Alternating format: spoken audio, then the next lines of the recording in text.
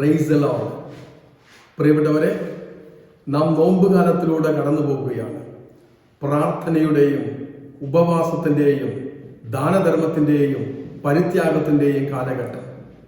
ഈ നോമ്പുകാലത്തിലൂടെ കടന്നു പോകുമ്പോൾ ക്രിസ്തു നമുക്കായി നേടിത്തന്ന കൃപയുടെ അനുഗ്രഹത്തിൻ്റെ ആ വലിയ ധാര നമ്മളിലേക്ക് കടന്നു വരുന്നതിനായി നമ്മെ തന്നെ പൂർണ്ണമായിട്ടും ദൈവത്തിൻ്റെ മുമ്പിൽ സമർപ്പിച്ചുകൊണ്ട് നമുക്ക് പ്രാർത്ഥിക്കാം. പരിശുദ്ധ അമ്മ നമ്മോടൊപ്പം എന്നും ചരിക്കുന്ന അമ്മയാണ്. ആ അമ്മയുടെ മുമ്പിൽ നമ്മെ തന്നെ പൂർണ്ണമായി സമർപ്പിച്ചുകൊണ്ട് അമ്മയോടൊപ്പം ഈ ധ്യാനത്തിലൂടെ നമുക്ക് പങ്കുചേരാം. അമ്മയുടെ മാധ്യസ്ഥം യാചിച്ചുകൊണ്ട് നമുക്ക് പ്രാർത്ഥിക്കാം. നന്മ നിറഞ്ഞ മറിയമേ സ്വസ്തി, കർത്താവ് അങ്ങയോടുകൂടെ സ്ത്രീകളിൽ അങ്ങ് അനുഗ്രഹിക്കപ്പെട്ടവളാകുന്നു. അങ്ങയുടെ ഉദരത്തിൽ ഫലമായി ഈശോ അനുഗ്രഹിക്കപ്പെട്ടവനാകുന്നു.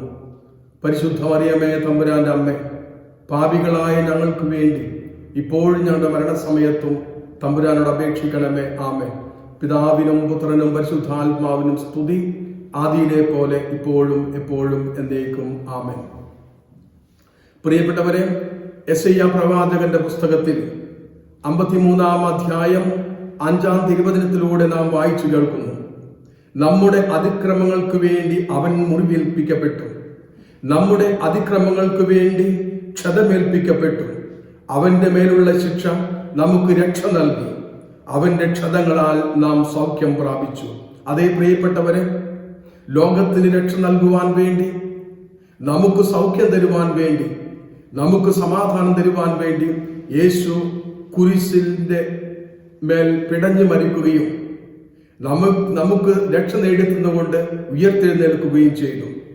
ക്രിസ്തുവിന്റെ ഈ സഹനങ്ങളുടെ തുടക്കം നമുക്കറിയാം, ഗത്സമേൻ തോട്ടത്തിൽ വെച്ചാണ്. ഗത്സമേൻ തോട്ടത്തിൽ വെച്ച് ഈശോ തന്റെ പിതാവിനോട് പ്രാർത്ഥിക്കുന്നത് നമുക്കറിയാം.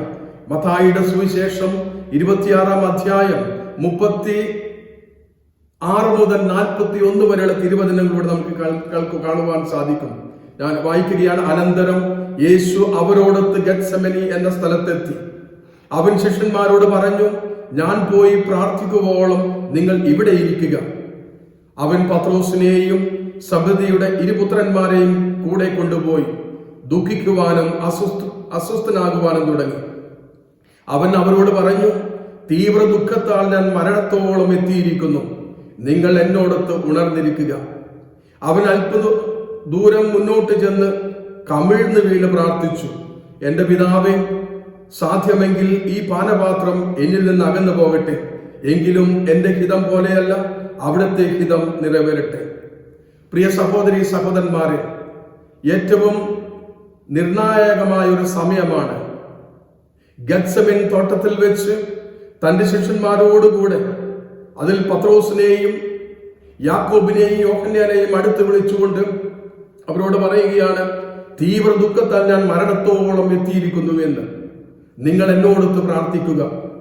എന്നിട്ട് കമിഴ്ന്ന് കിടന്നുകൊണ്ട് തന്റെ പിതാവിനോട് പ്രാർത്ഥിക്കുകയാണ്, പിതാവേ, സാധ്യമെങ്കിൽ ഈ പാനപാത്രം എന്നിൽ നിന്നും അകന്നു പോകട്ടെ എന്ന്. എങ്കിലും എന്റെ ഹിതം പോലെയല്ല, അവിടുത്തെ ഹിതം നിറവേറട്ടെ. പ്രിയപ്പെട്ടവരെ, യേശു ദുഃഖിച്ചുകൊണ്ട്, കരഞ്ഞുകൊണ്ട്, സാഷ്ടാംഗം പ്രണമിച്ചുകൊണ്ട് തന്റെ പിതാവിനോട് പ്രാർത്ഥിച്ചത് എന്തുകൊണ്ടാണ്? യേശു തന്റെ വരാൻ പോകുന്ന പീഡകളെ, ചാട്ടവാർ അടികളെ, പരിഹാസത്തെ, കുരിശു വഹിച്ചുകൊണ്ടുള്ള യാത്രയെ, കാൽവരിക്കുന്നിന് മുകളിൽ കൈകളിൽ കാലുകളും ആണികൾ തറച്ചുകൊണ്ട് പിടഞ്ഞു മരിക്കുന്ന ആ അവസ്ഥയെ ഓർത്തുകൊണ്ടാണ്. എനിക്ക് തോന്നുന്നു അതുകൊണ്ടല്ല ഈശോ കരഞ്ഞത്, അതുകൊണ്ടല്ല ഈശോ മരണത്തോളം ഞാൻ ദുഃഖിതനാണ് എന്ന് പറഞ്ഞത്, അതുകൊണ്ടല്ല കമിഴ്ന്ന് വീടുകൊണ്ട് പ്രാർത്ഥിച്ച് പിതാവിനോട് പ്രാർത്ഥിച്ചത്, കഴിയുമെങ്കിൽ ഈ പാനപാത്രം എന്നിൽ നിന്നും കടന്നു പോകട്ടെ എന്ന്. പിന്നെ എന്തിനാണ്? നമുക്കറിയാം, യേശുവിനറിയാമായിരുന്നു താൻ ലോകത്തിലേക്ക് വരുന്നത് പീഡകൾ സഹിച്ച് മരിച്ച് ലോകത്തെ പാപത്തിൽ നിന്നും, മനുഷ്യവർഗത്തെ പാപത്തിൽ നിന്ന് രക്ഷിക്കുന്നതിന് വേണ്ടിയാണ് എന്ന്. ഈ ദൈവം ഭൂമിയെ സൃഷ്ടിച്ചു, മനുഷ്യനെ സൃഷ്ടിച്ചു. ആദവും ഹവ്വയും ദൈവത്തിന്റെ കൽപ്പന ലംഘിച്ചുകൊണ്ട് ദൈവത്തിന്റെ സ്നേഹത്തിൽ നിന്നും പർദീസിൽ നിന്നും അകന്നു പോയപ്പോഴും ആ അറ്റബന്ധം പുനഃസ്ഥാപിക്കുന്നതിന് വേണ്ടി വീണ്ടും മനുഷ്യനെ ദൈവവുമായി ബന്ധിപ്പിക്കുന്നതിന് വേണ്ടി തന്റെ മകനെ ലോകത്തിലേക്ക് അയക്കുകയും പീഡകൾ സഹിച്ച് മരിച്ച് ലോകത്തെ രക്ഷിക്കുകയും ചെയ്യണമെന്ന രക്ഷാകര പദ്ധതി ഈശോയ്ക്ക് അറിയാമെന്ന് നമുക്കറിയാം. ഉൽപ്പത്തിയുടെ പുസ്തകം 3-ാം അധ്യായം 14-15 തിരുവചനത്തിലൂടെ ആദ്യമായിട്ട് രക്ഷകനെ വാഗ്ദാനം ചെയ്യുകയാണ്.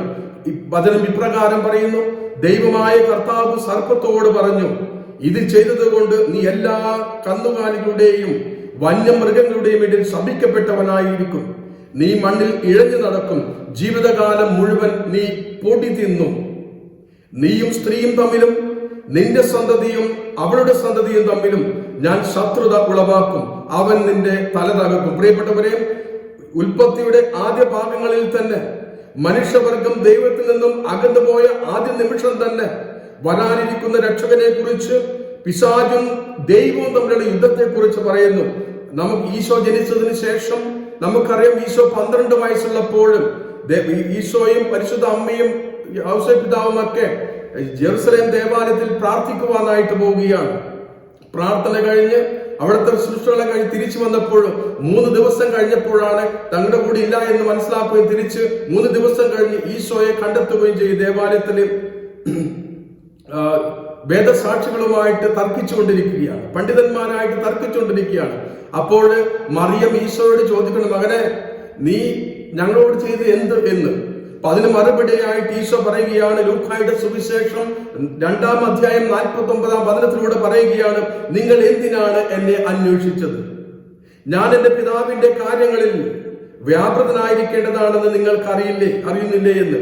അതായത് 12 വയസ്സ് മാത്രമുള്ള ശിശുവായ യേശുവിനെ അറിയാം പിതാവിന്റെ കാര്യത്തിന് വേണ്ടിയാണ് ഞാൻ ഇവിടെ വന്നിരിക്കുന്നത് എന്ന്. പിതാവ് എന്നെ അയച്ചതാണ്, ഒരു പ്രത്യേക ദൗത്യത്തോടു കൂടിയാണ് ഞാൻ ഇവിടെ വന്നിരിക്കുന്നതെന്ന് ഈശോയ്ക്ക് നല്ല ബോധ്യമുണ്ടായിരുന്നു. നമുക്കറിയാം, 3 പ്രാവശ്യം ശിഷ്യന്മാരോട് തന്റെ പീഡാസഹനത്തെ കുറിച്ച് പ്രവചിക്കുകയാണ്.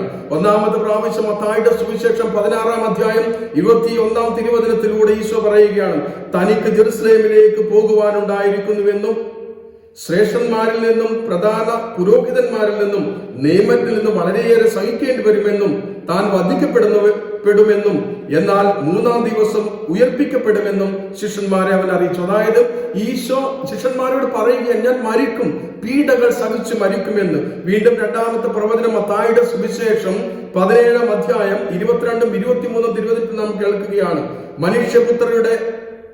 മനുഷ്യപുത്രൻ മനുഷ്യരുടെ കൈകളിൽ ഏൽപ്പിക്കപ്പെടുവാൻ പോകുന്നു, അവർ അവനെ വധിക്കുമെന്ന്.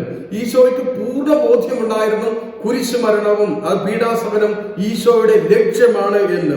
3-ാമത്തെ പ്രവചനം മത്തായിയുടെ സുവിശേഷം 20-ാം അധ്യായം 17-ഉം 19-ഉം വചനങ്ങളിലൂടെ നാം വായിച്ചു കേൾക്കും. 18-ാം വചനം ഇതാണ്, ഇതാ നമ്മൾ ജെറുസലേമിലേക്ക് പോകുന്നു. ശിഷ്യന്മാരോട് ഈശോ പറയുകയാണ്, നമ്മൾ ജെറുസലേമിലേക്ക് പോകുന്നു, മനുഷ്യപുത്രൻ പ്രധാന പുരോഹിതന്മാർക്കും നിയമജ്ഞന്മാർക്കും ഏൽപ്പിക്കപ്പെടും, അവർ അവനെ മരണത്തിന് വിധിക്കുകയും വിജയാദ്യർക്ക് ഏൽപ്പിച്ചു കൊടുക്കുകയും ചെയ്യും, അവർ അവനെ പരിഹസിക്കുകയും പ്രഹരിക്കുകയും ക്രൂശിക്കുകയും ചെയ്യുമെന്ന്. പ്രിയപ്പെട്ടവരെ, ഈശോയ്ക്ക് വളരെ ബോധ്യമായിരുന്നു. ഈശോ ഭൂമിയിൽ ജനിച്ചപ്പോൾ, ബാലനായിരുന്നപ്പോൾ, പരസ്യകാല ജീവിതത്തിലെല്ലാം ഈശോയ്ക്ക് ബോധ്യമായിരുന്നു, എനിക്കൊരു മരണമുണ്ട് എന്നും എനിക്കൊരു സഹനമുണ്ട് എന്നും എനിക്ക് പടയാളികളാൽ മർദ്ദനമേൽക്കേണ്ടി വരുമെന്ന് ഈശോയ്ക്ക് നല്ല ബോധ്യമുണ്ടായിരുന്നു. പിന്നെ എന്തിനാണ് ഈശോ കരഞ്ഞത്? എന്തിനാണ് ഈശോ സഹിച്ചത്? അതായത് തീവ്ര ദുഃഖത്തെ ഞാൻ മരണത്തോളം എത്തിയിരിക്കുന്നു എന്ന് പറഞ്ഞതിന്റെ അർത്ഥം എന്താണ്? തീർച്ചയായിട്ടും പീഡാസഹനത്തെ കുറിച്ച് ഓർത്തിട്ടല്ല, തീർച്ചയായിട്ടും കുരിശുമരണത്തെ കുറിച്ച് ഓർത്തിട്ടല്ല. പിന്നെ എന്തിനാണ് ഇത് മനസ്സിലാകണമെങ്കിൽ ഈശോയുടെ വചനം മത്തായിയുടെ സുവിശേഷം 26-ാം അധ്യായം 38-ാം തിരുവചനത്തിൽ പറയുകയില്ലേ, ഈശോ അവരോട് പറഞ്ഞു, തീവ്ര ദുഃഖത്താൽ ഞാൻ മരണത്തോളം എത്തിയിരിക്കുന്നു. ഈ വാക്കിന്റെ അർത്ഥം നമ്മൾക്ക് മനസ്സിലാകണമെങ്കിലും പ്രഭാഷകന്റെ പുസ്തകം 37-ാം അധ്യായം 2-ാം തിരുവചനത്തിലൂടെ നമുക്ക് പോകേണ്ടിയിരിക്കുന്നു. ആ വചനം ഇപ്രകാരമാണ് പറയുന്നത്, സ്നേഹിതൻ ശത്രുവായി മാറുന്നത് മരണതുല്യമായ ദുഃഖമല്ലേ എന്ന്. സ്നേഹിതൻ ശത്രുവായി മാറുന്നത് മരണതുല്യമായ ദുഃഖമല്ലേ എന്ന്. പ്രിയപ്പെട്ടവരെ, ഇവിടെ ആരാണ് സ്നേഹിതൻ, ആരാണ് ശത്രുവായിട്ട് മാറുന്നത്? നമുക്ക് എല്ലാവർക്കും അറിയാം, യൂദാസ് കറിയോത്ത ഈശോയെ ഒറ്റിക്കൊടുക്കുകയാണ്, പത്രോസ് തള്ളിപ്പറയുകയാണ്, തന്റെ പീഡാസഹനത്തിൽ കുരിശും വഹിച്ചുകൊണ്ട് കാൽവരി മലമുകളിലേക്ക് പോകുമ്പോൾ ശിഷ്യന്മാരെല്ലാവരും ഓടിയൊടുക്കുകയാണ്. ഈ ഒരു വേദനയാണ് പ്രിയപ്പെട്ടവരെ ഈശോയെ തകർത്തത്. ഈ ഒരു വേദനയാണ് ഈശോ പറയുകയാണ്, മരണത്തോളം ഞാൻ എത്തി, തീവ്ര ദുഃഖത്തെ ഞാൻ മരണത്തോളം എത്തിയിരിക്കുന്നതിന് പറയാൻ കാരണം തന്റെ പ്രിയപ്പെട്ട ശിഷ്യൻ 3 വർഷത്തോളം തന്നോട് കൂടെ സ്നേഹിക്കുവാനായിട്ട്, വചനം പ്രഘോഷിക്കുവാനായിട്ടും, അത്ഭുതങ്ങൾ പ്രവർത്തിക്കുവാനായിട്ട്, പിശാചുക്കളെ ബഹിഷ്കരിക്കുവാനായിട്ട് പഠിപ്പിച്ച തന്റെ സ്നേഹിതന്മാരായ ശിഷ്യന്മാർ തന്നെ ഒറ്റിക്കൊടുക്കുകയും തള്ളിപ്പറയുകയും ഓടിപ്പോവുകയും ചെയ്തപ്പോൾ അതാണ് ഏറ്റവും വലിയ ദുഃഖമെന്ന് വചനത്തിന്റെ വെളിച്ചത്തിൽ നമുക്ക് പറയുവാനായിട്ട് സാധിക്കണം. പ്രിയപ്പെട്ടവരെ, സാധിക്കും. യോഹന്നാന്റെ സുവിശേഷത്തില് 15-ാം അധ്യായം 15-ാം വാക്യത്തിൽ ഈശോ പറയുന്നില്ല, ഇനി ഞാൻ നിങ്ങളെ ദാസന്മാരെന്ന് വിളിക്കുകയില്ല എന്ന്. കാരണം യജമാനൻ ചെയ്തത് എന്തെന്ന് ദാസൻ അറിയുന്നില്ല, എന്നാൽ ഞാൻ നിങ്ങളെ സ്നേഹിതന്മാരെന്ന് വിളിച്ചു എന്ന്. അതായത് ഈശോ തന്റെ ശിഷ്യന്മാരെ സ്നേഹിതന്മാരായിട്ടാണ് കണക്കൂട്ടിയത്. സ്നേഹിതന്മാരെ തള്ളിപ്പറയുമ്പോൾ അത് തീർച്ചയായിട്ടും വലിയ ഒരു ദുഃഖമാണ്. സ്നേഹിതന്മാർ ശത്രുവായിട്ട് മാറുന്നത്, ഉറ്റമിത്രങ്ങൾ ശത്രുവായിട്ട് മാറുന്നത് ഏറ്റവും വലിയ ദുഃഖമല്ലേ പ്രിയപ്പെട്ടവരെ? അതാണ് യേശു ഈ പീഡാസഹനത്തിന്റെ കാലത്ത് ഈ ഗത്സമേൻ തോട്ടത്തിൽ അനുഭവിച്ച തീവ്ര വേദന. യോഹന്നാന്റെ സുവിശേഷത്തില് 15-ാം അധ്യായം 13-ാം വാക്യത്തിൽ ഈശോ പറയുകയാണ് എന്താണ് സ്നേഹമെന്ന്, എന്താണ് സ്നേഹിതനെന്ന്. സ്നേഹിക്കുക എന്ന് പറഞ്ഞാൽ എന്താണ് അർത്ഥമെന്ന് ഈശോ ഈ വചനത്തിലൂടെ പറയുകയാണ്. യോഹന്നാന്റെ സുവിശേഷം 15-ാം അധ്യായം 13-ാം വാക്യത്തിൽ പറയുകയാണ്, സ്നേഹിതർക്ക് വേണ്ടി ജീവൻ ബലിയഴിക്കുന്നതിനേക്കാൾ വലിയ സ്നേഹമില്ല എന്ന്. പ്രിയപ്പെട്ടവരെ, ഈശോ സമുദ്രത്തിൽ നിന്ന് പഠിപ്പിച്ച ഈ വചനം ഈശോനാഥൻ കാൽവരി മലയിൽ പ്രാവർത്തികമാക്കുകയാണ്. തന്റെ സ്നേഹിതന്മാർക്ക് വേണ്ടി, തന്റെ മക്കൾക്ക് വേണ്ടി, തന്റെ ജനങ്ങൾക്ക് വേണ്ടി പിടഞ്ഞു മരിക്കുകയാണ്. സ്നേഹിതന്മാർക്ക് വേണ്ടി ജീവൻ ബലിയഴിക്കുന്നതിനേക്കാൾ വലിയ സ്നേഹമില്ല എന്ന് പഠിപ്പിച്ചുകൊണ്ട് കാൽവരിയെ മലമുകളിൽ ഈശോ സ്നേഹത്തിന് വേണ്ടി മരിക്കുകയാണ്. പ്രിയപ്പെട്ടവരെ, ഈ ഒരു സ്നേഹമാണ് അതായത് ഈശോ ആഗ്രഹിക്കുന്നത്. ഈ ഒരു സ്നേഹമാണ് ഈശോ ശിഷ്യന്മാരെ പഠിപ്പിച്ചത്. ഈ ഒരു സ്നേഹമാണ് ഈശോ ശിഷ്യന്മാർക്ക് പറഞ്ഞു കൊടുത്തത്. ഈ ഒരു സ്നേഹമാണ് ഈശോ ശിഷ്യന്മാരെ സ്നേഹിച്ച സ്നേഹം. ഈ ഒരു സ്നേഹം ആണ് നഷ്ടപ്പെടുത്തിയ ശിഷ്യന്മാരെ. ഈ ഒരു സ്നേഹം സ്നേഹിച്ച, തന്നെ പൂർണ്ണമായിട്ട് അൺകണ്ടീഷണൽ ആയിട്ട് സ്നേഹിച്ച ഈ സ്നേഹമാണ് ശിഷ്യന്മാരെ നഷ്ടപ്പെടുന്നത്. ആ ഒരു ദുഃഖമാണ് ഈശോ ഗത്സമേൻ തോട്ടത്തിലൂടെ കാണിച്ചത്. നമുക്കറിയാം, ഈശോയുടെ സ്നേഹം ശരിക്കും മനസ്സിലാകണമെങ്കിൽ, ഈ പഠനം ശരിക്കും മനസ്സിലാകണമെങ്കിൽ യോഹന്നാന്റെ സുവിശേഷത്തില് 21-ാം അധ്യായത്തിൽ 15 മുതൽ 18 വരെയുള്ള വചനഭാഗം നാം മനസ്സിലാക്കണം. നമുക്കറിയാം, ഈശോ പീഡകൾ സഹിച്ച് മരിച്ചതിന് ശേഷം ശിഷ്യന്മാരെല്ലാം തിരിച്ചുപോയി. ശിഷ്യപ്രമുഖനായ പത്രോസ്, യാക്കോബ്, യോഹന്നാൻ എല്ലാവരും തന്നെ പഴയ ജോലി സ്ഥലത്തേക്ക് മീൻ പിടിക്കുവാനായിട്ട് പോയി. അങ്ങനെ തിബേരിയസ് കടലിൽ മീൻ പിടിച്ചുകൊണ്ടിരിക്കുന്ന സമയത്ത് ഈശോ അവർക്ക് പ്രത്യക്ഷപ്പെടുകയാണ്. മക്കളെ വല്ലതും കിട്ടിയോ എന്ന് ചോദിക്കുകയാണ്. എന്നിട്ട് പറയുകയാണ്, ഒന്നും കിട്ടിയില്ലെന്ന് വലതുവശത്ത് വലയെറുക്കുവാനായിട്ട്. അങ്ങനെ ഒത്തിരി മത്സ്യം കിട്ടിയപ്പോൾ അവരെ വിളിക്കുകയാണ്, മക്കളെ വരും ഇങ്ങോട്ട് എന്ന്. എന്നിട്ട് ഈശോ പാതിൽ ഒരുക്കിയിട്ട് അവരെ വിളിക്കുകയാണ്. അതായത് തന്നെ തള്ളിപ്പറഞ്ഞ് ഓടിപ്പോയ, തന്റെ സ്നേഹത്തിൽ നിന്നും അകന്നുപോയ, താൻ സ്നേഹിക്കുന്ന ശിഷ്യന്മാരെ തേടി വീണ്ടും ഈശോ വരികയാണ്. അവർക്ക് പ്രാതൽ കൊടുത്തു. ഭക്ഷണം കഴിച്ചതിന് ശേഷം പത്രോസിനെ വിളിച്ചുകൊണ്ട് പറയും, പത്രോസ് നീങ്ങുക. അതിനെങ്ങനെയാണ് പറയുന്നത്? എന്നിട്ട് പത്രോസിനോട് ഈശോ ചോദിക്കുകയാണ്, യോഹന്നാന്റെ പുത്രനായ ശിമിയോനെ, നീ ഇവരെക്കാൾ അധികമായിട്ട് നീ എന്നെ സ്നേഹിക്കുന്നുവോ? യോഹന്നാന്റെ പുത്രനായ ശിമിയോനെ, നീ ഇവരെക്കാൾ അധികമായിട്ട് നീ എന്നെ സ്നേഹിക്കുന്നുവെന്ന് പത്രോസ് പറയുകയാണ്. ഉവ്വ് കർത്താവേ, ഞാൻ നിന്നെ സ്നേഹിക്കുന്നുവെന്ന്. വീണ്ടും പത്രോസിനോട് ഈശോ വീണ്ടും ചോദിക്കുകയാണ്, യോഹന്നാന്റെ പുത്രനായ ശിമിയോനെ, നീ എന്നെ സ്നേഹിക്കുന്നുവോ എന്ന്. വീണ്ടും പറയുകയാണ് പത്രോസ്, ഉവ്വ് കർത്താവേ, ഞാൻ നിന്നെ സ്നേഹിക്കുന്നുവെന്ന് നീ അറിയുന്നുവല്ലോ എന്ന്. 3-ാം പ്രാവശ്യവും ഈശോ പത്രോസിനോട് ചോദിക്കുകയാണ്, യോഹന്നാന്റെ പുത്രനായ ശിമിയോനെ, നീ എന്നെ സ്നേഹിക്കുന്നുവെന്ന്.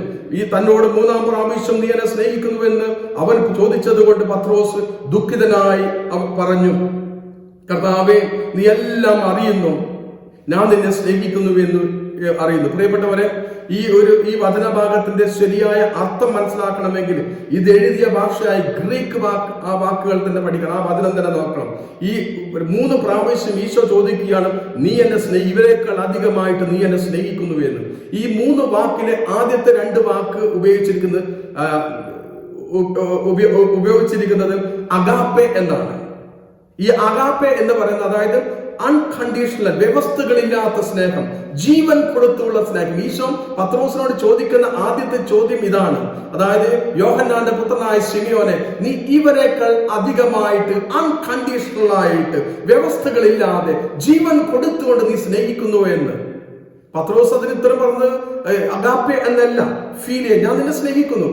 ഫീലിയ ലവ് എന്ന് പറയുന്നത് സ്നേഹിതന്മാരെ സ്നേഹിക്കുന്ന പോലെ, അത് അൺകണ്ടീഷണൽ അല്ല, ജീവൻ കൊടുത്തുകൊണ്ട് ഒരു സാധാരണ സ്നേഹം.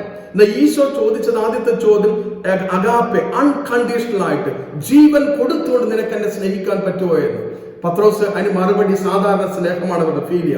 രണ്ടാമത് തന്നെ മൂന്നാമത് പത്രോസ് ചോദിക്കുകയാണ്, യോഹന്നാന്റെ പുത്രനായ ശിമിയോനെ, നീ അഗാപ്പെ സ്നേഹം എന്നല്ല പറയുന്നത്, അതായത് ഫീലിയ അല്ല, അതായത് സ്നേഹിതന്മാരെ പോലെ നീ സ്നേഹിക്കും. ഈശോയ്ക്ക് അറിയാമായിരുന്നു ഇവന് അഗാപ്പെ സ്നേഹം അറിയില്ല എന്ന്.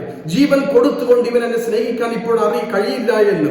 അതായത് അൺകണ്ടീഷണൽ, വ്യവസ്ഥകളില്ലാതെ സ്നേഹിക്കുവാൻ ഇവനക്ക് സാധിക്കില്ല എന്ന് ഈശോ മനസ്സിലാക്കിയിട്ട് ഈശോ അവന്റെ ആ നിലയിലേക്ക് താഴ്ന്നിറങ്ങുകയാണ്. നീ എനിക്ക് അത് സ്നേഹിക്കാൻ പറ്റില്ല, നീ അത് ഫീൽ, അതായത് സാധാരണ സ്നേഹം നീ എന്നോട് കാണിക്കോ സഹോദരനെ പോലെ. അപ്പോഴാണ് പത്രോസ് കരഞ്ഞത്. കർത്താവേ, നീ എല്ലാം അറിയുന്നു, കാരണം നീ അറിയുന്നു എല്ലാം. ഏതാനും ദിവസങ്ങൾക്ക് മുമ്പ് ഒരു സ്ത്രീയുടെ പരിചാരയുടെ മുമ്പിൽ നീ 3 പ്രാവശ്യം തള്ളിപ്പറഞ്ഞവനാണ് ഞാൻ, നീ അറിയുന്നു. നിന്നോടുകൂടെ മരിക്കുവാൻ ഞാൻ തയ്യാറാണ് എന്ന് ശിഷ്യന്മാരുടെ മുമ്പിൽ നിന്നും ആദ്യം പറഞ്ഞതാണ്. ഞാൻ എനിക്ക് വേണ്ടി മരിക്കാൻ ഞാൻ തയ്യാറാണ് എന്ന് നിന്നോട് പറഞ്ഞിട്ട് 2 ദിവസം കഴിഞ്ഞപ്പോൾ തന്നെ ഒരു പരിചാരയുടെ മുമ്പിൽ തള്ളിപ്പറഞ്ഞവനാണ് ഞാൻ. മാത്രമല്ല, നീ കുരിശ് വഹിച്ചുകൊണ്ട് കാൽവരി മലയുടെ മുകളിലേക്ക് പോയപ്പോഴേ നീ അത് നിന്റെ അടുക്കലേക്ക് വരാതെ ഭയത്തോടുകൂടി മാറി നിന്നവരാണ്. നീ എല്ലാം അറിഞ്ഞു. അറിയുന്ന, അതായത് തന്നെ സ്നേഹിക്കുവാൻ പറഞ്ഞ ഈശോയുടെ അടുക്കൽ നിന്ന് അകന്നു പോയ പത്രോസിന്റെ നിലവാരത്തിലേക്ക്, ആ സ്നേഹത്തിലേക്ക്, ഒരു സഹോദരനെ പോലെ, ഒരു സ്നേഹിതനെ പോലെ നീ സ്നേഹിക്കുവോ എന്ന് പറഞ്ഞപ്പോൾ പത്രോസ് ആകെ തകർന്നു കരഞ്ഞുകൊണ്ട് പറയുക, നീ എല്ലാം അറിയുന്നു. പ്രിയപ്പെട്ടവരെ, ഈശോ വീണ്ടും പറഞ്ഞു, നിനക്ക് പറ്റും, ഇപ്പോൾ പറ്റില്ല. നീ കുറച്ചുകൂടെ പ്രായമാകുമ്പോൾ നീ പറ്റും. മറ്റുള്ളവർ നിന്റെ കരങ്ങൾ കെട്ടും, മറ്റുള്ളവർ നീ ആഗ്രഹിക്കാത്തടത്ത് കൊണ്ടുപോകുമെന്ന് വചനത്തിലൂടെ സാക്ഷ്യം പറയുന്നു. നമുക്കറിയാം, പത്രോസ് യേശുവിനെ പോലെ തന്നെ കുരിശിൽ പിടഞ്ഞ് മരിക്കുകയാണ്. അഗാപ്പെ ലവ്, അതായത് അൺകണ്ടീഷണൽ ലവ് അവസാനം സാധിക്കുകയാണ്. ഈ പ്രിയപ്പെട്ടവരെ, ഈ ഒരു സ്നേഹമാണ് ഈശോ ആഗ്രഹിക്കുന്നത് നമ്മളിൽ എല്ലാവരും. നമുക്കറിയാം, റോമിലെ ഒരു പള്ളിയുണ്ട്, കോവാദിസ് ഡോമിലെ. ആ പള്ളിയുടെ ഒരു ചരിത്രമുണ്ട്. ഈ റോമില് മതപീഡനം കൊടുമ്പിരിക്കൊണ്ട കാലം, ക്രിസ്ത്യാനികളെല്ലാം തന്നെ തീയിലേക്കും സിംഹക്കുഴിയിലേക്കും വലിച്ചെറിയുന്ന ഒരു കാലഘട്ടം. കാരണം ക്രിസ്ത്യാനികളെ കൊല്ലുവാനായിട്ട് ചക്രവർത്തിമാർ ചെയ്തിരുന്ന കാലഘട്ടത്തിൽ ഈ മതപീഡനം, മർദ്ദനം ഭയന്ന് പത്രോസ് ഓടുകയാണ് റോമിൽ നിന്ന്. അപ്പോ ആ റോമിൽ നിന്ന് കോവാദീസ് എന്ന് പറഞ്ഞ പള്ളിയുടെ ആ സ്ഥലത്ത് നിൽക്കുമ്പോൾ ഈശോ തിരിച്ചിങ്ങോട്ടേക്ക് വരികയാണ്, റോമിലേക്ക്. അപ്പോ ഈശോ കുരിശിന് ചുമന്നുകൊണ്ട് പോവുക. അപ്പൊ പത്രോസ് ഈശോയോട് ചോദിക്കുകയാണ്, കോവാദിസ് ഡോമിനി, നീ എവിടെയാണ് കർത്താവെ, നീ എവിടെ പോകുന്നു? അപ്പോൾ കർത്താവ് പറയുകയാണ്, ഞാൻ വീണ്ടും കുരിശിൽ തറക്കപ്പെട്ട് കൊല്ലുവാനായിട്ട് റോമിലേക്ക് പോവുകയാണ്. പത്രോസിന് മനസ്സിലായി, അൺകണ്ടീഷണൽ ലവ്, അതാണ് വലിയ സ്നേഹം. ആ സ്നേഹം, കർത്താവിന്റെ സ്നേഹം, അതായത് ജീവൻ കൊടുത്തുള്ള സ്നേഹം എനിക്ക് പറ്റിയിട്ടില്ല. തിരിച്ച് റോമിലേക്ക് വരികയും യേശുവിനെ പോലെ കുരിശിൽ എന്നാൽ തല കീഴായിട്ട്, അതിനുള്ള യോഗ്യതയില്ല എന്ന് പറഞ്ഞുകൊണ്ട് തല കീഴായിട്ട് മരിക്കുവാനായിട്ട് പത്രോസിന് സാധിക്കുകയാണ്. പ്രിയപ്പെട്ടവരെ, ഇതാണ് യഥാർത്ഥ സ്നേഹം. ഈ ഒരു സ്നേഹമാണ് ഈശോ നഷ്ടപ്പെട്ടത് കണ്ട് കരഞ്ഞത്. ഈ ഒരു സ്നേഹമാണ് ഈശോ ശിഷ്യന്മാരെ പഠിപ്പിച്ചത്. അതായത് അൺകണ്ടീഷണൽ ആയിട്ട് സ്നേഹിക്കുവാനായിട്ട്, ആ വ്യവസ്ഥകളില്ലാതെ സ്നേഹിക്കുവാനായിട്ട്, ജീവൻ കൊടുത്തുകൊണ്ട് സ്നേഹിക്കുക. അതുകൊണ്ടാണ് ഈശോ എല്ലാ കൽപ്പനകളും 2 കൽപ്പനകളെ ഈശോ സംഗ്രഹിച്ചത്. എല്ലാത്തിനുപരിയായി ദൈവത്തെ സ്നേഹിക്കുക, സഹോദരനെ സ്നേഹിക്കുക എന്ന്. അതായത് ജീവൻ കൊടുത്തുകൊണ്ട് ദൈവത്തെയും സഹോദരനെ സ്നേഹിക്കുവാൻ സാധിക്കണം. അങ്ങനെയുള്ളവരാണ് പ്രിയപ്പെട്ടവരെ ക്രിസ്ത്യാനികൾ. അതാണ് ഈശോയുടെ പീഡാസഹനത്തിന്റെയും മരണത്തിന്റെയും ഉദ്ധാനത്തിന്റെയും അർത്ഥം. അതായത് എന്റെ ജീവിതത്തിൽ കർത്താവിനെ അൺകണ്ടീഷണൽ ആയിട്ട് സ്നേഹിക്കുവാനായിട്ടും, ഞാൻ അൺകണ്ടീഷണൽ ആയിട്ട് എന്റെ സഹോദരങ്ങളെ സ്നേഹിക്കുവാനായിട്ട്. നമുക്കറിയാം, മറ്റുള്ളവരെ സഹോദരങ്ങളെ സ്നേഹിക്കുക എന്ന് പറഞ്ഞാൽ ക്രിസ്തുവിനെ സ്നേഹിക്കുന്നതിന് തുല്യമാണ്. യോഹന്നാന്റെ സുവിശേഷം 13-ാം അധ്യായം 34-35 വചനത്തിലൂടെ നമുക്കറിയാം അത്താഴ സമയത്ത് ഈശോ പുതിയൊരു കൽപ്പന കൊടുക്കുകയാണ്. അതിനെ ഇങ്ങനെ ഞാൻ പുതിയൊരു കൽപ്പന നിങ്ങൾക്ക് തരുന്നു, നിങ്ങൾ പരസ്പരം സ്നേഹിക്കുവിൻ എന്ന്. ഞാൻ നിങ്ങളെ സ്നേഹിച്ചതുപോലെ നിങ്ങൾ പരസ്പരം സ്നേഹിക്കുവിൻ. നിങ്ങൾ പരസ്പരം സ്നേഹമുണ്ടെങ്കിൽ, നിങ്ങൾക്ക് പരസ്പരം സ്നേഹമുണ്ടെങ്കിൽ നിങ്ങൾ എന്റെ ശിഷ്യന്മാരാണെന്ന് അതുമൂലം എല്ലാവരും പറയും. അതായത് പരസ്പരം സ്നേഹിക്കുവാനായിട്ട് ഈശോ പറയുകയാണ്. പരസ്പരം സ്നേഹിക്കുവാനായിട്ട് ഈശോ പറയുകയാണ്. നമ്മുടെ സ്നേഹം ദൈവത്തെ സ്നേഹിക്കുന്നത് പോലെ പരസ്പരം സ്നേഹിക്കുവാനുള്ള ക്രിസ്ത്യാനി ആകുവാനുള്ള ഒരു എന്താണ് പറയാ, ഒരു വഴിയാണ്, ഏക വഴിയാണ് സ്നേഹം എന്നുള്ളത്. അതായത് ക്രിസ്തു നമ്മെ എങ്ങനെ സ്നേഹിച്ചു അതുപോലെ നാം സ്നേഹിക്കുന്നത് അഗാപ്പെ ലവ് ആണ്. അൺകണ്ടീഷണൽ ആയിട്ട്, അതായത് വ്യവസ്ഥകളില്ലാതെ മറ്റുള്ളവന് വേണ്ടി മരിക്കാൻ തയ്യാറായ സ്നേഹമാണ് ഈശോ നമ്മൾ ഇന്ന് ആഗ്രഹിക്കുന്ന പ്രിയപ്പെട്ടവരെ. ഈ ഒരു സ്നേഹമാണ് കാൽവരി മലയിൽ നമ്മൾ കാണുന്നത്. ഈ ഒരു സ്നേഹമാണ് ഗത്സമേൻ തോട്ടത്തിൽ കാണുന്നത്. ഈ ഒരു സ്നേഹമാണ് കുരിശ് വഹിച്ചുകൊണ്ട് കാണുന്നത്. ഈ ഒരു സ്നേഹമാണ് ഈശോയുടെ ജീവിതത്തിൽ മുഴുവനും കാണുന്നത്. അതുകൊണ്ട് പ്രിയപ്പെട്ടവരെ, നാം ഈശോയെ സ്നേഹിക്കുന്നത് അതുപോലെ സ്നേഹിക്കുമ്പോൾ, നാം മറ്റുള്ളവരെ അതുപോലെ സ്നേഹിക്കുമ്പോൾ നമ്മളും ക്രിസ്തുവിന്റെ ശിഷ്യന്മാരാകുമെന്ന് ഈശോ പഠിപ്പിക്കുകയാണ്. നമുക്ക് അവസാന ജഡ്ജ്മെന്റിന്റെ സമയത്ത്, അന്ത്യവിധിയുടെ സമയത്ത് ഈശോ ഈ ഒരു കാര്യം പറഞ്ഞിട്ട് മത്തായിയുടെ സുവിശേഷം 25-ാം അധ്യായം 35 മുതൽ 37-40 വരെ വചനങ്ങളിലേക്ക് കാണാനുണ്ട്. ഈ ഒരു അന്ത്യവിധിയെ കുറിച്ചാണ് പറയുന്നത്. അതിൽ പറയുന്നുണ്ട്, എനിക്ക് വിശന്നു, നിങ്ങൾ എനിക്ക് ഭക്ഷിക്കാൻ തന്നു. എനിക്ക് ദാഹിച്ചു, നിങ്ങൾ എനിക്ക് കുടിക്കുവാൻ തന്നു. ഞാൻ പരദേശിയായിരുന്നു, നിങ്ങൾ എന്നെ സ്വീകരിച്ചു. ഞാൻ നഗ്നനായിരുന്നു, നിങ്ങൾ എന്നെ ഉടുപ്പിച്ചു. ഞാൻ കാരാഗ്രഹത്തിലായിരുന്നു, നിങ്ങൾ എന്റെ അടുത്ത് വന്നു. അപ്പോൾ അപ്പോൾ ജനം ചോദിക്കുകയാണ്, നീ എപ്പോഴാണ് വിശക്കുന്നവരും ദാഹിക്കുന്നവരും നഗ്നനും രോഗിയും അല്ലെങ്കിൽ കാരാഗ്രഹവാസിയായിട്ട് കാണുകയും ഞങ്ങൾ അടുത്ത് വരികയും സഹായിക്കുകയും ചെയ്തു എന്ന് പറഞ്ഞപ്പോൾ ഈശോ പറയുകയാണ്, എന്റെ ഈ ഏറ്റവും ചെറിയ എളിയ സഹോദരന്മാരിൽ ഒരുവന് നിങ്ങൾ ഇത് ചെയ്തു കൊടുക്കത്തപ്പോൾ എനിക്ക് തന്നെയാണ് ചെയ്തത്. Praise the Lord, hallelujah. പ്രിയപ്പെട്ടവരെ, നാം നമ്മുടെ സഹോദരങ്ങൾക്ക് എന്ത് തന്നെ ചെയ്തു കൊടുത്താലും അത് ദൈവത്തിന് ചെയ്തു കൊടുക്കുന്നതിന് തുല്യമാണ്. അത് ദൈവത്തിന് ചെയ്തു കൊടുക്കുന്നത് തുല്യമാണ്. അതായത് നമ്മുടെ ചുറ്റുമുള്ള സഹോദരങ്ങളെ കണ്ട് അവരെ സ്നേഹിക്കുമ്പോൾ, അവരെ സഹായിക്കുമ്പോൾ ഈശോയെ സായിക്കുന്നതിന് തുല്യമാണ്. ഈ ഒരു ഭാഗം വളരെ വ്യക്തമായിട്ട് അപ്പോസ്തലന്മാരുടെ നടപടി പുസ്തകത്തിൽ 9-ാം അധ്യായം 1 മുതൽ 9 വരെ വചനങ്ങളിൽ സാവൂളിന്, നമുക്കറിയാം പൗലോസ് അപ്പോസ്തലൻ സാവൂളിന്റെ മാനസാന്തരെ കുറിച്ച് കേൾക്കുന്നുണ്ട്. സാവൂൾ നമുക്കറിയാം ക്രിസ്ത്യാനികളെ കൊല്ലുവാനായിട്ട് അധികാരപത്രം വാങ്ങി ജെറുസലേമിൽ നിന്നും അവൻ പുറപ്പെടുകയാണ് ദമാസ്കസിലേക്ക്. അതായത് ക്രിസ്ത്യാനികളെ കൊല്ലുവാനായിട്ട്. അങ്ങനെ അധികാരപത്രവുമായിട്ട് ദമാസ്കസിന്റെ അടുക്കിലെത്തിയപ്പോൾ ഈശോ അവരെ തടഞ്ഞിടുകയാണ്. കാരണം ബന്ധനസ്ഥനായി കൊണ്ടുപോയി കൊല്ലുവാനായിട്ടുള്ള അധികാരപത്രവുമായിട്ട് കുതിരപ്പുറത്ത് ഈ ക്രിസ്ത്യാനികളെ തേടി ദമാസ്കസിലേക്ക് പോകുന്ന സാവൂളിനെ ദൈവം തടഞ്ഞു നിർത്തുകയാണ്. അവന് കുതിരപ്പുറത്ത് വീഴുകയാണ്. എന്നിട്ട് ഈശോ ഒരു ശബ്ദം അവൻ ചോദിക്കുകയാണ്, സാവൂൾ സാവൂൾ നീ എന്തിനെന്നെ പീഡിപ്പിക്കുന്നു എന്ന്. സാവൂൾ നീ എന്തിനെന്നെ പീഡിപ്പിക്കുന്നു എന്ന് അവൻ ചോദിക്കുകയാണ്, കർത്താവേ അങ്ങ് ആരാണ്? അപ്പോൾ ഇങ്ങനെ മറുപടി വന്നു, നീ പീഡിപ്പിക്കുന്ന ഈശോയാകുന്നു ഞാൻ എന്ന്. പ്രിയപ്പെട്ടവരെ, ക്രിസ്ത്യാനിയെ പീഡിപ്പിക്കുവാനായിട്ട്, ക്രിസ്ത്യാനിയെ കൊല്ലുവാനായിട്ട് അധികാരപത്രവുമായിട്ട് ജെറുസലേമിൽ നിന്നും ദമാസ്കസിലേക്ക് പോകുന്ന സാവൂളിനെ തടഞ്ഞു നിർത്തിയിട്ട് അവരെ തള്ളി താഴെയിട്ടിട്ട് അവരോട് പറയുകയാണ്, നീ പീഡിപ്പിക്കുന്ന ഈശോയാകുന്നു ഞാൻ എന്ന്. അതായത് ചുറ്റുമുള്ളവരിൽ യേശുവിന്റെ സാന്നിധ്യമുണ്ട്. നീ നിന്റെ സഹോദരനെ പീഡിപ്പിക്കുമ്പോൾ, നീ നിന്റെ സഹോദരിക്കെതിരായിട്ട് അപവാദം പറഞ്ഞു പരത്തുമ്പോൾ, നീ നിന്റെ സഹോദരൻ സഹായിക്കാതിരിക്കുമ്പോഴൊക്കെ ഓർക്കുക പ്രിയപ്പെട്ടവരെ, ക്രിസ്തുവിനെതിരായാണ് നീ പ്രവർത്തിക്കുന്നത്. ഈ വചനത്തിലൂടെ സാക്ഷ്യപ്പെടുത്തുകയാണ്.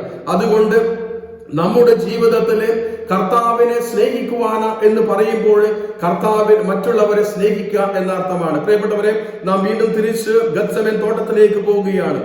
ഗത്സമേൻ തോട്ടത്തിൽ ഈശോ പ്രാണവേദന അനുഭവിച്ചുകൊണ്ട് രക്തം വിയർത്തുകൊണ്ട് കാരണം പിതാവേ കഴിയുമെങ്കിൽ ഈ പാനപാത്രം നിന്ന് എടുക്കണമേ. അതായത് തന്റെ സ്നേഹിതന്മാരെ തന്നെ ചതിച്ചപ്പോൾ, തന്റെ സ്നേഹിതന്മാർ തന്നെ തള്ളി പറഞ്ഞപ്പോൾ, തന്റെ സ്നേഹിതൻ ഒറ്റിക്കൊടുത്ത ആ വലിയ വ്യഥ ദുഃഖം അറിഞ്ഞുകൊണ്ടാണ് ഈശോ പ്രാർത്ഥന പിതാവേ കഴിയുമെങ്കിൽ ഈ പാനപാത്രം എടുത്തു മാറ്റണമേ എന്ന്. പ്രിയപ്പെട്ടവരെ, പ്രത്യേകിച്ച് ഈ നോമ്പുകാലത്തിലൂടെ കടന്നു പോകുമ്പോഴും ഈശോയുടെ യഥാർത്ഥ ശിഷ്യന്മാരായിട്ട് ജീവിക്കുമ്പോഴും മറ്റുള്ളവരെ സ്നേഹിക്കുവാനായിട്ടും അവർക്ക് സഹായം ചെയ്തു കൊടുക്കുവാനായിട്ട് നമുക്ക് സാധിക്കണം. നമ്മളെല്ലാവരും പ്രാർത്ഥനയും ഉപവാസവും ഒക്കെ ചെയ്യുന്നുണ്ട്. ഈ പ്രാർത്ഥനയുടെ ഉപവാസത്തിന്റെ ഫലം നിന്റെ സഹോദരനെ സ്നേഹിക്കുന്നതിലൂടെയാണ്. നമുക്ക് പറയാം, ഉപവാസത്തിൽ തന്നെ ഒരു ഗുണമില്ല, മറിച്ച് എന്തിനു വേണ്ടിയാണ് ഉപവസിക്കുന്നത്? ആ ഉപവാസം ആർക്ക് വേണ്ടിയാണ്? നമ്മുടെ ഉപവാസവും പ്രാർത്ഥനയും പരിത്യാഗവും ഒക്കെ നമ്മെ ഒരു പടി കൂടി ഉയരത്തിലേക്ക്, ക്രിസ്തുവിലേക്ക്, സഹോദരന്മാരിലേക്ക് അടുപ്പിക്കുവാനായിട്ട് നമുക്ക് സാധിക്കണം. അങ്ങനെ സാധിക്കുമ്പോഴാണ് പ്രിയപ്പെട്ടവരെ നമ്മളെല്ലാവരും ക്രിസ്ത്യാനികളായിട്ട് മാറുക. യഥാർത്ഥ ക്രിസ്ത്യാനി ആകണമെങ്കിൽ അവരിൽ ഈ ക്രിസ്തുവിനെ നിനക്ക് കാണുവാനായിട്ട് സാധിക്കണം. മറ്റുള്ളവരിൽ ക്രിസ്തുവിനെ നമുക്ക് കാണുവാനായിട്ട് സാധിക്കണം. പ്രിയപ്പെട്ടവരെ, സഖ്യബോസിന്റെ കഥയറിയാം. ലൂക്കായുടെ സുവിശേഷം 19-ാം അധ്യായം 1 മുതൽ 9 വരെ തിരുവനന്തപുരത്ത് സഖ്യബോസിനെ കുറിച്ച് പറയുന്നത്. അദ്ദേഹം പണത്തിന് വേണ്ടി ജീവിച്ച വ്യക്തികൾ, ടാക്സ് കളക്ടർ. അദ്ദേഹത്തിന് ഒത്തിരി പണം, അദ്ദേഹത്തിന്റെ ജീവിതം സമ്പാദിക്കണം എന്ന് മാത്രമേ ഉള്ളൂ. എന്നാൽ യേശുവെ കാണുവാനായിട്ട് ആഗ്രഹം ഉണ്ടായിരുന്നു. നമുക്കറിയാം, അവൻ സിക്മൂർ വൃക്ഷത്തിന്റെ മുകളിലേക്ക് കയറി യേശുവിനെ കാണുവാനായിട്ട്. അവനൊരു ഹൃദയത്തിൽ ഒരു ആഗ്രഹം ഉണ്ടായിരുന്നു, ക്രിസ്തുവിനെ കണ്ടുമുട്ടുവാനായിട്ട്. അത്ഭുതങ്ങൾ പ്രവർത്തിക്കുന്ന യേശു, രോഗികളെ സൗഖ്യമാക്കുന്ന യേശു, പിശാചുബാധനെ ബഹിഷ്കരിക്കുന്ന യേശു, വചനം പ്രഘോഷിക്കുന്ന യേശുവിനെ കുറിച്ച് അവൻ കേട്ടിട്ടുണ്ടായിരുന്നു. അവന് വിശ്വാസം വന്നു. പക്ഷെ ആ യേശു ആരാണെന്ന് അവന് കാണുവാനായിട്ട് പോയി. അവന്റെ ഹൃദയത്തിൽ യേശുവിനെ കാണാൻ ആഗ്രഹം കൊണ്ട് തന്നെ കുള്ളനായതുകൊണ്ട് അവൻ സിക്കമൂർ വൃക്ഷത്തിന്റെ വൃക്ഷത്തിൽ കയറിയിരുന്ന് യേശുവിനെ നോക്കുകയാണ്. യേശു അടുക്കൽ എന്ന് പറയുന്ന സഖ്യബോസെ ഇറങ്ങി വരും, എനിക്ക് നിന്റെ വീട്ടിൽ താമസിക്കണം. അങ്ങനെ യേശുവിനെ അവന്റെ വീട്ടിലേക്ക് കൊണ്ടുപോവുകയും അവിടെ വെച്ച് അവൻ മാനസാന്തരപ്പെടുകയാണ്. അതായത് യേശുവിനെ വീട്ടിലേക്ക് ക്ഷണിച്ചപ്പോൾ തന്നെ, യേശുവിനെ കാണാൻ ആഗ്രഹിച്ചപ്പോൾ തന്നെ അവന്റെ ജീവിതത്തിൽ മനസാന്തരത്തോടെ അവൻ പറയുകയാണ്, എന്റെ സ്വത്തിൽ പകുതി ഞാൻ ദരിദ്രർക്ക് കൊടുക്കുന്നു, ആരുടെയെങ്കിലും വഞ്ചിച്ചെടുത്തിട്ടുണ്ടെങ്കിൽ 4 ഇരട്ടി ഞാൻ തിരിച്ചു കൊടുക്കും. പ്രിയപ്പെട്ടവരെ, ഇതാണ് ഉപവാസത്തിന്റെ വേറൊരു അർത്ഥം. അതായത് പ്രാർത്ഥന, ഈശോയെ കാണണം, ആഗ്രഹം, അതൊരു പ്രാർത്ഥനയാണ്. ഈശോയെ കാണണം, ഈശോയോട് സംസാരിക്കണം, ഈശോയുടെ കൂടെ ജീവിക്കണം. അത് ആദ്യം വേണ്ടത് തന്റെ മാനസാന്തരമാണ്, ഹൃദയ മാനസാന്തരം, ജീവിതത്തിന്റെ മാനസാന്തരം. ഈ സഖ്യബോസ്, ചുങ്കക്കാരനായ സഖ്യബോസ്, പണത്തിന് വേണ്ടി ജീവിക്കുന്ന സഖ്യബോസ്, പണത്തിന് വേണ്ടി എന്തും ചെയ്യാൻ മടിക്കാത്ത സഖ്യബോസ് യേശുവിനെ കണ്ടുമുട്ടിയപ്പോൾ മാനസാന്തരപ്പോൾ എന്തിനു വേണ്ടിയാണ് ആർത്തി കാണിച്ചത്? അത് തന്നെ പാവപ്പെട്ടവർക്കായി കൊടുക്കുകയാണ്. എന്തിനു വേണ്ടിയാണ് ഞാൻ ജീവിച്ചത്? അത് തന്നെ താൻ വഞ്ചിച്ചെടുത്തവർക്കൊക്കെ തിരിച്ചു കൊടുക്കും, 4 ഇരട്ടിയായി തിരിച്ചു കൊടുക്കുകയാണ്. പ്രിയപ്പെട്ടവരെ, ഇതാണ് യഥാർത്ഥ മാനസാന്തരം, ഇതാണ് യഥാർത്ഥ ഉപവാസം, ഇതാണ് യഥാർത്ഥ പ്രാർത്ഥന.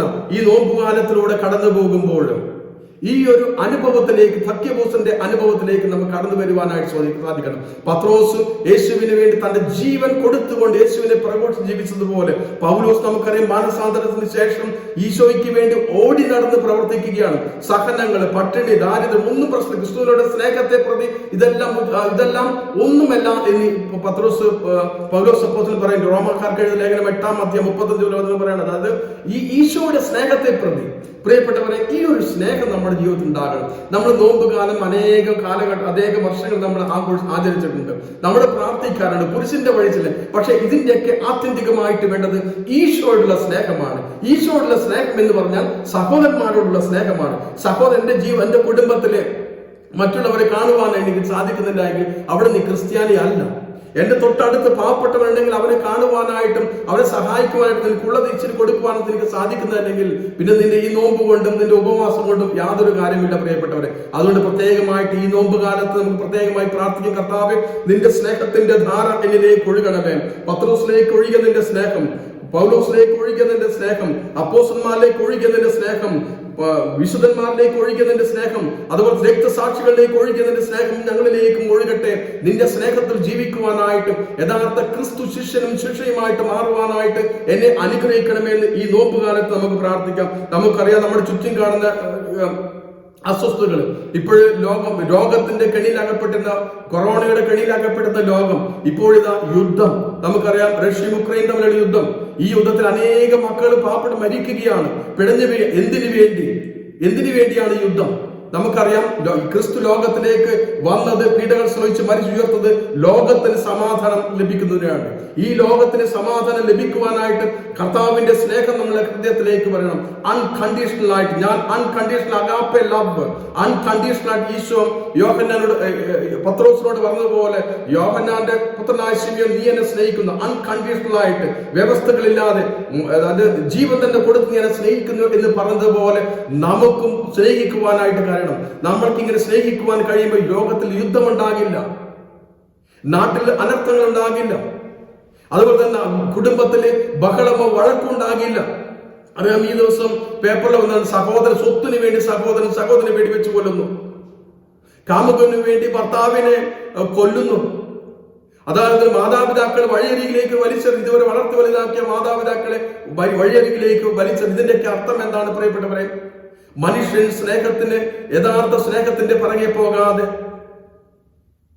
ലോകത്തിന്റെ അല്ലെങ്കിൽ തിന്മയുടെ അരൂപിയിൽ ജീവിക്കുമ്പോൾ നമ്മുടെ ജീവിതത്തിന് സമാധാനം ഇല്ലാതാകുന്നു. സമാധാനം സ്നേഹവും ഇല്ലാതാകുന്നു. സമാധാനം ഇല്ലാതാകുമ്പോൾ സ്നേഹമില്ലാതാകുന്നു. സ്നേഹമില്ലാതാകുമ്പോൾ അസ്വസ്ഥതയും നിരാശയും ജീവിതത്തിലേക്ക് കടന്നു വരുന്നു. അസ്വസ്ഥ നിരാശയും ജീവിതത്തിലേക്ക് കടന്നു പോകുമ്പോൾ നമ്മെ തന്നെ ദൈവത്തിന് സമർപ്പിക്കുന്നതിന് പകരം നമ്മെ തന്നെ പിശാചിന്റെ കരങ്ങളിലേക്ക് സമർപ്പിക്കുകയാണ്. അപ്പോൾ ഒരിക്കലും സമാധാനം അനുഭവിക്കുവാൻ സാധിക്കില്ല. പ്രിയപ്പെട്ടവരെ, ഈ നോമ്പുകാലത്തിലൂടെ നാം കടന്നു പോകുമ്പോൾ നമ്മുടെ പ്രാർത്ഥന ഇതാകട്ടെ, ദൈവത്തിന്റെ സ്നേഹത്തിന്റെ അരൂപിയിൽ നിറയുവാനായിട്ട്. യേശു ഗത്സമേൻ തോട്ടത്തിൽ ശിഷ്യന്മാരുടെ സ്നേഹം ഇല്ലായ്മ ഓർത്തുകൊണ്ട് കരഞ്ഞ് പിതാവിനോട് പ്രാർത്ഥിച്ചതുപോലെ ഇനി നമ്മളെ നോക്കിക്കൊണ്ട് ഈശോ പ്രാർത്ഥിക്കരുത്. കരഞ്ഞുകൊണ്ട് എന്നെ നോക്കി ഈശോ ഈ വൈദികനെ ഞാൻ യേശുവിന്റെ സ്നേഹം അകന്നു പോകുമ്പോൾ അന്ന് ഗത്സമേൻ തോട്ടത്തിൽ കരഞ്ഞതുപോലെ ഈശോ എന്നെ നോക്കി കരയും. നീയും ദൈവ സ്നേഹത്തിനെതിരായിട്ട് പ്രവർത്തിക്കുമ്പോൾ, നിന്റെ സഹോദരനെതിരായിട്ട് നീ പ്രവർത്തിക്കുമ്പോൾ, അന്ന് ഗത്സമേൻ തോട്ടത്തിൽ കരഞ്ഞ ഈശോ നിന്നെ നോക്കിക്കൊണ്ട് കരയും. നീ സമ്പത്തിന് വേണ്ടി, പണത്തിന് വേണ്ടി നിന്റെ സഹോദരനെ പീഡിപ്പിക്കുമ്പോൾ ഈശോ നിന്നെ നോക്കി കരയും. ഇതുപോലെ പ്രിയപ്പെട്ടവരെ, ഈ നോമ്പുകാലത്ത് നമുക്ക് പ്രത്യേകമായിട്ട് ഒരുങ്ങാം യേശുവിന്റെ സ്നേഹത്തിൽ ജീവിക്കുവാനായിട്ട്. യേശുവിന്റെ ഈ യേശു നമുക്ക് വേണ്ടി പീഡകൾ സഹിച്ചു മരിച്ചു ഉയർത്തി നേടുത്തുന്ന ആ സമാധാനത്തിൽ ജീവിക്കുവാനായിട്ട്. അങ്ങനെ ജീവിക്കുമ്പോൾ തീർച്ചയായിട്ടും നമ്മുടെ ജീവിതവും ക്രിസ്തുവിന്റെ സ്നേഹത്തിന്റെ ജീവിതമായിട്ട് മാറും. നമുക്ക് ചുറ്റുമുള്ളവരും ഈ സ്നേഹത്തിലും സമാധാനത്തിൽ ജീവിക്കുവാനായിട്ട് സാധിക്കും. അങ്ങനെ ജീവിക്കുന്ന, അങ്ങനെ സ്നേഹത്തിന്റെയും സമാധാനത്തിന്റെയും ഉപകരണമായിട്ട് നമുക്ക് ഓരോരുത്തർക്കും മാറാം. അതിന് നമ്മളെ ദൈവം അനുഗ്രഹിക്കട്ടെ. നമ്മെ തന്നെ ദൈവത്തിന്റെ കരങ്ങളിൽ വിട്ടുകൊടുക്കാം. ഇനിയുള്ള ഈ ദിവസങ്ങള്, നോമ്പുകാലത്തിനുള്ള ദിവസങ്ങൾ ദൈവത്തിന്റെ വലിയ അനുഗ്രഹം നേടുന്നതിന് വേണ്ടി നമ്മെ തന്നെ പൂർണ്ണമായി ദൈവത്തിന്റെ കരങ്ങളിൽ വിട്ടുകൊടുക്കാം. നമുക്ക് വേണ്ടി പീഡകൾ സഹിച്ച, നമുക്ക് വേണ്ടി ചാട്ടവാറടികളേറ്റ, നമുക്ക് വേണ്ടി അവഹേളനങ്ങൾ ഏറ്റെടുത്ത, നമുക്ക് വേണ്ടി കുരിശിൽ പിടഞ്ഞു മരിച്ച ഈശോയുടെ വലിയ സ്നേഹം നമ്മുടെ ജീവിതത്തിലേക്ക് കടന്നു വരുന്നതിനോട് പ്രാർത്ഥിക്കാം. പ്രിയപ്പെട്ടവരെ, ഈ സ്നേഹം നമ്മുടെ കൂടെയുള്ള മാതാപിതാക്കൾക്ക്, കൂടെയുള്ള സഹോദരങ്ങൾക്ക്, നമ്മുടെ ചുറ്റുമുള്ള സഹോദരി സഹോദരന്മാർക്ക് കൊടുക്കുവാനായിട്ടുള്ള ഉപകരണമാക്കി മാറ്റണമേ. അങ്ങനെ നമ്മൾ ഓരോരുത്തരും ക്രിസ്തുവിന്റെ യഥാർത്ഥ ശിഷ്യയുമായിട്ട് മാറുവാനായിട്ട്, ക്രിസ്തുവിന്റെ വചനത്തിന്റെ അപ്പോസ്തലനായിട്ട് മാറുന്നതിനായിട്ട് നമുക്ക് പരിശ്രമിക്കാം, പ്രാർത്ഥിക്കാം. ദൈവം നമ്മെ ഓരോരുത്തരെയും അനുഗ്രഹിക്കട്ടെ. പരിശുദ്ധ അമ്മയുടെ വിമല ഹൃദയത്തിൽ നമ്മെ സമർപ്പിച്ചുകൊണ്ട്, പരിശുദ്ധ അമ്മേ, ഞങ്ങളെ നേർവഴിയിലൂടെ നടത്തണമേ, ഞങ്ങൾക്ക് വേണ്ടി നിന്റെ തിരുസിനോട് നിരന്തരം മാധ്യസ്ഥം വഹിച്ച് പ്രാർത്ഥിക്കണമേ എന്ന് നമുക്ക് അമ്മയോട് യാചിക്കാം. നന്മ നിറഞ്ഞ മറിയമേ സ്വസ്തി, കർത്താവ് അങ്ങയുടെ കൂടെ സ്ത്രീകളിൽ അങ്ങ് അനുഗ്രഹിക്കപ്പെട്ടവളാകുന്നു. അങ്ങയുടെ ഉദരത്തിന് ഫലമായി ഈശോ അനുഗ്രഹിക്കപ്പെട്ടവനാകുന്നു. പരിശുദ്ധ മറിയമേ, തമ്പുരാന്റെ അമ്മേ, പാപികളായ ഞങ്ങൾക്ക് വേണ്ടി ഇപ്പോഴും ഞങ്ങളുടെ മരണസമയത്തും തമ്പുരാൻ അപേക്ഷിക്കണമേ. ആമേൻ. പിതാവിന്റെയും പുത്രന്റെയും പരിശുദ്ധാത്മാവിന്റെ നാമത്തിൽ ആമേൻ. ഈശോ മിശിഹായ്ക്ക് സ്തുതിയായിരിക്കട്ടെ.